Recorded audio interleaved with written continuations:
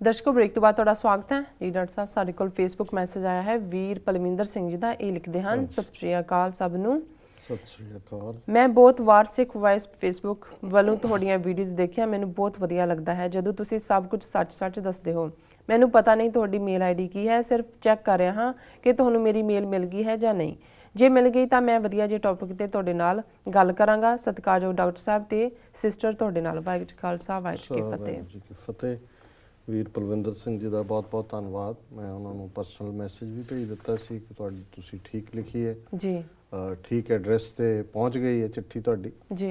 ਸੋ ਇਹਨਾਂ ਨੇ ਸਿੱਖ ਵੌਇਸ ਦੇ ਉੱਤੇ ਪ੍ਰੋਗਰਾਮ ਦੇਖਦੇ ਨੇ, ਇਹਨਾਂ ਨੂੰ ਚੰਗਾ ਲੱਗਦਾ ਹੈ ਔਰ ਇਹ ਸੀਰੀਅਸ ਟੌਪਿਕ ਤੇ ਕੋਈ ਡਿਸਕਸ਼ਨ ਕਰਨਾ ਚਾਹੁੰਦੇ ਨੇ। Most welcome. ਸੋ ਜਦੋਂ ਵੀ ਤੁਸੀਂ ਲਿਖੋਗੇ ਅਸੀਂ ਇਹਨੂੰ ਜ਼ਰੂਰ ਰਿਸਪੌਂਡ ਕਰਾਂਗੇ। ਜੀ ਡਾਕਟਰ ਸਾਹਿਬ, ਸਾਡਾ ਅਗਲਾ ਫੇਸਬੁੱਕ ਮੈਸੇਜ ਵੀਰ ਸੁਖਮਿੰਦਰ ਸਿੰਘ ਜੀ ਦਾ ਯੂਕੇ ਤੋਂ ਆਇਆ ਹੈ। ਇਹ ਲਿਖਦੇ ਹਨ, ਡਾਕਟਰ ਸਾਹਿਬ ਤੇ ਪੂਰੀ ਟੀਵੀ 84 ਦੀ ਟੀਮ ਨੂੰ ਵਾਹਿਗੁਰੂ ਜੀ ਕਾ ਖਾਲਸਾ ਵਾਹਿਗੁਰੂ ਜੀ ਕੀ ਫਤਿਹ।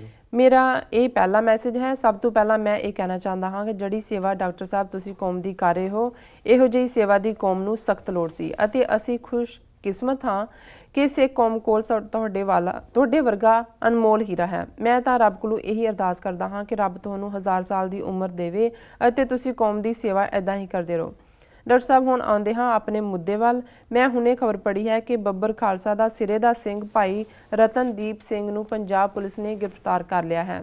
ਯੂਪੀ ਤੋਂ ਬੁੱਚੜ ਸਮੇਤ ਸੈਣੀ ਨੇ ਪੁਲਿਸ ਵਾਲਿਆਂ ਨੂੰ ਆਪਣੀ ਪੁਰਾਣੀ ਰਵਾਇਤ ਅਨੁਸਾਰ ਤਰੱਕੀ ਦੇ ਦਿੱਤੀ ਹੈ ਅਤੇ ਖਬਰਾਂ ਵਿੱਚ ਦਿਖਾ ਰਹੇ ਹਨ ਕਿ ਉਹਨਾਂ ਤੋਂ ਬੜੇ ਅਹਿਮ ਖੁਲਾਸੇ ਹੋ ਰਹੇ ਹਨ। ਡਾਕਟਰ ਸਾਹਿਬ, ਜੇ ਇਹ ਗੱਲ ਸੱਚੀ ਹੈ ਤਾਂ ਇਹ ਬਹੁਤ ਬੁਰੀ ਖਬਰ ਹੈ ਖਾਲਿਸਤਾਨ ਸੰਘਰਸ਼ ਲਈ। ਜੇ ਝੂਠੀ ਹੈ ਤਾਂ ਫਿਰ ਠੀਕ ਹੈ।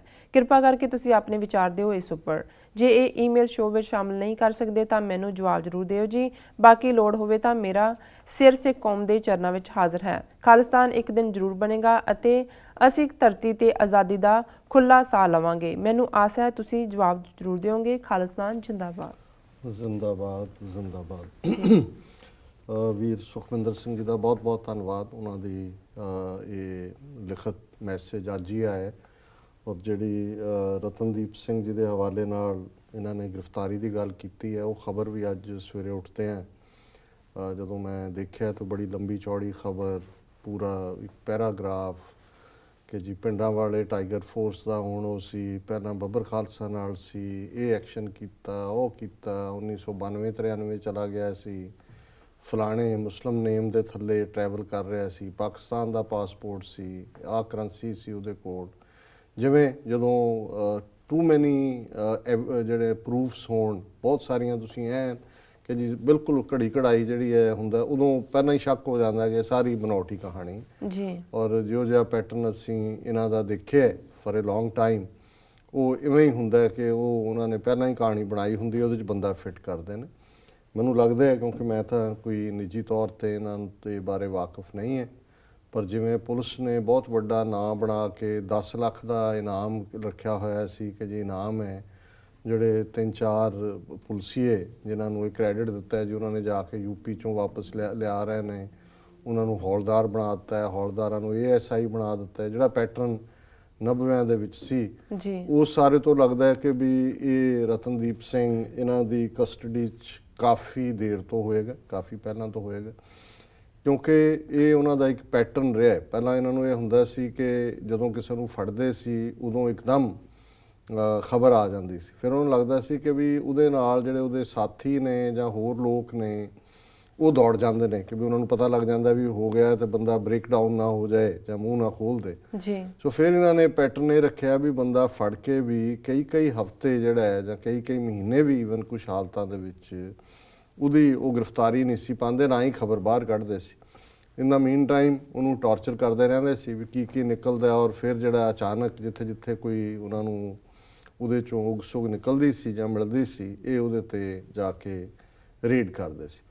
ਸੋ ਮੈਨੂੰ ਇਹ ਲੱਗਦਾ ਵੀ ਇਹ ਰਤਨਦੀਪ ਸਿੰਘ ਜਿਹੜਾ ਹੈ ਇਹ ਕਾਫੀ ਲੰਬੇ ਵਕਤ ਤੋਂ ਇਹਨਾਂ ਦੀ ਕਸਟਡੀ 'ਚ ਹੋਏਗਾ, ਕਿਉਂਕਿ 2 ਸਟੇਟਾਂ ਇਨਵੋਲਵ ਕੀਤੀਆਂ, ਯੂਪੀ ਕੀਤਾ ਹੈ, ਪੰਜਾਬ ਕੀਤਾ ਹੈ ਜੀ। ਇਸ ਗੱਲ ਦੀ ਵੀ ਪੋਸੀਬਿਲਿਟੀ ਹੈ ਕਿ ਵੀ ਇਹ ਬੰਦਾ ਸਭ ਕੁਝ ਛੱਡਾ ਕੇ ਹੋ ਸਕਦਾ ਹੈ ਜੋ ਕਹਾਣੀ ਦਾ ਪਹਿਲਾ ਹਿੱਸਾ ਹੈ ਕਦੇ ਸੰਘਰਸ਼ 'ਚ ਰਿਹਾ ਵੀ ਹੋਏ, ਆਪਣੀ ਉਹ ਪ੍ਰਾਈਵੇਟ ਲਾਈਫ ਜੀ ਰਿਹਾ ਹੋਏ। ਕਿਉਂਕਿ ਜੇ ਤੁਸੀਂ 92-93 ਤੋਂ ਕਹਿ ਰਹੇ ਹੋ ਔਰ 93 ਤੋਂ ਬਾਅਦ 21 ਸਾਲ ਬਾਅਦ ਕਿਸੇ ਨੂੰ ਤੁਸੀਂ ਜਾ ਕੇ ਯੂਪੀ ਚੋਂ ਫੜਦੇ ਹੋ, ਜੇ ਤਾਂ ਪਾਕਿਸਤਾਨ ਤੋਂ ਹੀ ਕ੍ਰਾਸ ਕਰਨਾ ਹੁੰਦਾ ਜਾਂ ਹੋਏ ਫਿਰ ਤਾਂ ਬਾਰਡਰ ਹੈ, ਬਾਰਡਰ ਦੇ ਅੰਦਰ ਜਾ ਕੇ ਯੂਪੀ ਨਾਲ ਤਾਂ ਪਾਕਿਸਤਾਨ ਦਾ ਬਾਰਡਰ ਨਹੀਂ ਲੱਗਦਾ ਜੀ। ਸੋ ਜਿਹੜਾ ਬੰਦਾ ਇੱਕ ਵਾਰੀ ਸੇਫ ਨਿਕਲ ਜਾਂਦਾ ਹੈ ਕਿਸੇ ਵੀ ਦਾਇਰੇ 'ਚੋਂ, ਦੋ ਹਾਲਤਾਂ 'ਚ ਉਹਦੇ ਫੜੇ ਜਾਣ ਦੀਆਂ ਪੋਸੀਬਿਲਿਟੀਜ਼ ਹੁੰਦੀਆਂ। ਇੱਕ ਤਾਂ ਇਹ ਹੈ ਕਿ ਵੀ ਉਹਨੇ ਇੱਕ ਜ਼ਿੰਦਗੀ ਨੂੰ ਅਲਵਿਦਾ ਕਹਿ ਦਿੱਤੀ ਹੈ ਔਰ ਬੰਦਾ ਪੀਸਫੁਲ ਇੱਕ ਨਵੇਂ ਨਾਂ ਦੇ ਥੱਲੇ ਜਿਹੜਾ ਕੰਮ ਕਰ ਰਿਹਾ, ਤੇ ਦੂਸਰਾ ਇਹ ਹੁੰਦਾ ਹੈ ਕਿ ਵੀ ਤੁਹਾਨੂੰ ਕੋਈ ਮੁਖਬਰੀ ਕਰਕੇ ਫੜਾ ਦਿੰਦਾ ਹੈ।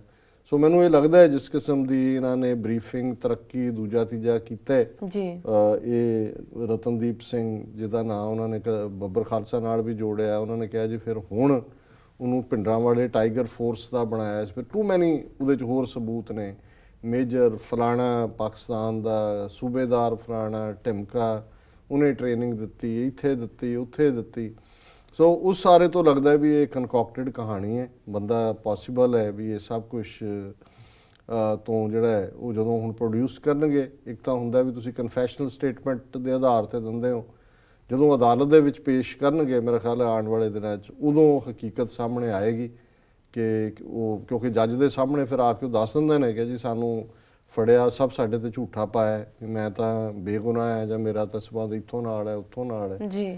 ਪਰ ਕਿਉਂਕਿ ਸੁਖਮਿੰਦਰ ਸਿੰਘ ਯੂਕੇ ਕਾਫੀ ਕੰਸਰਨਡ ਸੀ, ਸੋ ਜਿੰਨੀ ਮੇਰੇ ਕੋਲ ਵੀ ਕੋਈ ਨਿੱਜੀ ਜਾਣਕਾਰੀ ਨਹੀਂ ਹੈ, ਜੋ ਮੀਡੀਆ 'ਚ ਹੈ ਉਹਦੇ ਤੇ ਆਧਾਰਿਤ ਮੈਂ ਆਪਣੀ ਜਿਹੜੀ ਜਜਮੈਂਟ ਆ ਉਹ ਦਿੱਤੀ ਹੈ। ਉਹਨਾਂ ਨੂੰ ਜਿਹੜਾ ਖਾਲਿਸਤਾਨ ਲਈ ਉਹ ਵਚਨਬੱਧ ਨੇ, ਸਿਰ ਹਾਜ਼ਰ ਹੈ ਜਿਵੇਂ ਉਹਨਾਂ ਨੇ ਕਿਹਾ ਜੀ। ਮੈਂ ਸਮਝਦਾ ਵੀ ਚਲੋ ਸਿਰ ਤਾਂ ਗੁਰੂ ਦਾ, ਗੁਰੂ ਪੰਥ ਦੀ ਅਮਾਨਤ ਹੁੰਦੀ ਹੈ, ਤੇ ਜਦੋਂ ਗੁਰੂ ਨੇ ਸੇਵਾ ਲੈਣੀ ਹੁੰਦੀ ਹੈ ਜਾਂ ਲੈਣੀ ਹੋਏਗੀ ਉਹ ਆਵਾਜ਼ ਮਾਰ ਲੈਂਦੇ ਨੇ, ਪਰ ਉਹਨਾਂ ਦੀ ਭਾਵਨਾ ਔਰ ਉਹਨਾਂ ਦੀ ਸਾਡੇ ਪ੍ਰਤੀ ਜਿਹੜੀ ਸ਼ਲਾਘਾ ਔਰ ਪਿਆਰ ਭਰੇ ਸ਼ਬਦ ਨੇ, ਉਹਨਾਂ ਦੇ ਲਈ ਅਸੀਂ ਉਹਨਾਂ ਦੇ ਸ਼ੁਕਰਗੁਜ਼ਾਰ ਹਾਂ। ਬਹੁਤ ਧੰਨਵਾਦ ਉਹਨਾਂ ਦਾ ਜੀ। ਡਾਕਟਰ ਸਾਹਿਬ, ਸਾਡੀ ਅਗਲੀ ਈਮੇਲ ਆਈ ਹੈ ਪਰਮਜੀਤ ਸਿੰਘ ਜੀ ਦੀ ਵਰਜੀਨੀਆ ਤੋਂ। ਇਹ ਲਿਖਦੇ ਹਨ, ਵਾਹਿਗੁਰੂ ਜੀ ਕਾ ਖਾਲਸਾ ਵਾਹਿਗੁਰੂ ਜੀ ਕੀ ਫਤਿਹ।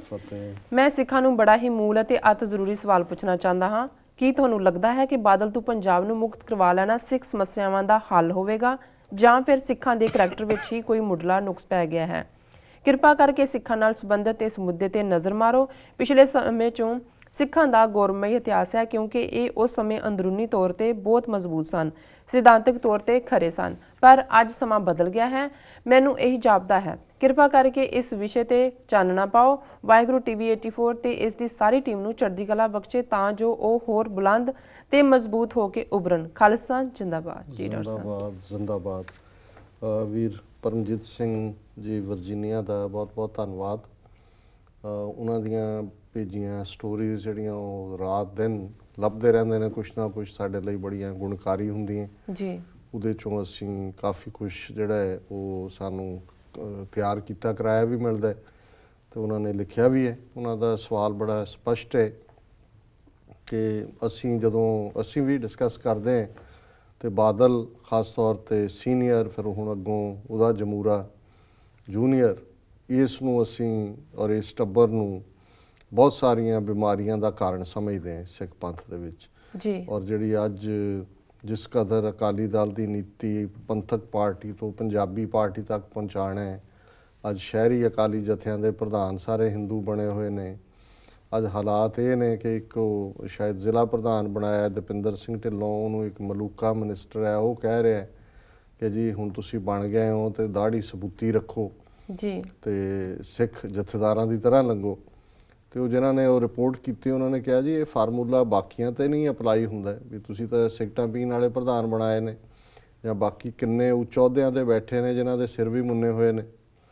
ਸੋ ਕੁੱਲ ਮਿਲਾ ਕੇ ਇਹ ਸਾਰੇ ਲਈ ਬਾਦਲ ਕੋਈ ਸ਼ੱਕ ਨਹੀਂ ਹੈ ਵੀ ਜ਼ਿੰਮੇਵਾਰ ਹੈ। ਪਰ ਜਿਹੜਾ ਉਹਨਾਂ ਦਾ ਸਵਾਲ ਹੈ ਕਿ ਵੀ ਕੀ ਬਾਦਲ ਤੋਂ ਜੇ ਮੁਕਤ ਹੋ ਜਾਈਏ ਤੇ ਕੀ ਸਿੱਖ ਮਸਲਿਆਂ ਦਾ ਹੱਲ ਨਿਕਲ ਆਏਗਾ? ਨਾਲ ਹੀ ਉਹਨਾਂ ਨੇ ਸਿੱਖ ਕਰੈਕਟਰ ਦੀ ਗੱਲ ਕੀਤੀ ਹੈ ਕਿ ਜਦੋਂ ਸਾਡੀ ਗਿਰਾਵਟ ਦੂਜੇ ਪਾਸੇ ਇੰਨੀ ਜ਼ਿਆਦਾ ਹੈ, ਮੈਂ ਸਮਝਦਾ ਵੀ ਇਹ ਬੜਾ ਸੰਜੀਦਾ ਸਵਾਲ ਹੈ।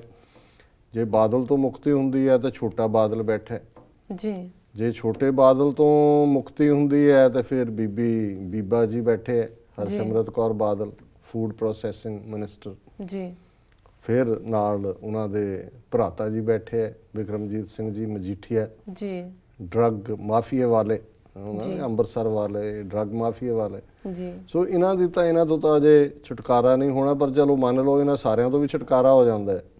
ਕੋਈ ਅਕਾਲ ਪੁਰਖ ਦੀ ਕੋਈ ਖੇਡ ਵਾਪਰਦੀ ਹੈ ਤੇ ਕੁੱਲ ਮਿਲਾ ਕੇ ਜਿਹੜਾ ਇਸ ਵੇਲੇ ਕੌਮੀ ਸਿਨੈਰੀਓ ਹੈ, ਔਰ ਉਹਦੇ ਵਿੱਚ ਜਿਵੇਂ ਅਸੀਂ ਕੱਲ੍ਹ ਹੀ ਜ਼ਿਕਰ ਕੀਤਾ ਸੀ, ਜਿਵੇਂ ਇੱਕ ਵੀਰ ਨੇ ਲਿਖਿਆ ਸੀ ਕਿ ਵੀ ਸਾਡੀਆਂ ਜਿਹੜੀਆਂ ਆਪਣੀਆਂ ਧਿਰਾਂ ਨੇ ਉਹਨਾਂ ਦਾ ਵੀ ਆਪਣਾ ਏਜੰਡਾ ਤੇ ਆਪਣਾ ਝੰਡਾ ਜੀ, ਉਹ ਵੀ ਆਪਣੀ ਹਉਮੈ ਛੱਡ ਕੇ ਕੋਈ ਇੱਕ ਗੱਲ ਦੇ ਉੱਤੇ ਤਾਂ ਸਹਿਮਤ ਨਹੀਂ ਹੁੰਦੀਆਂ।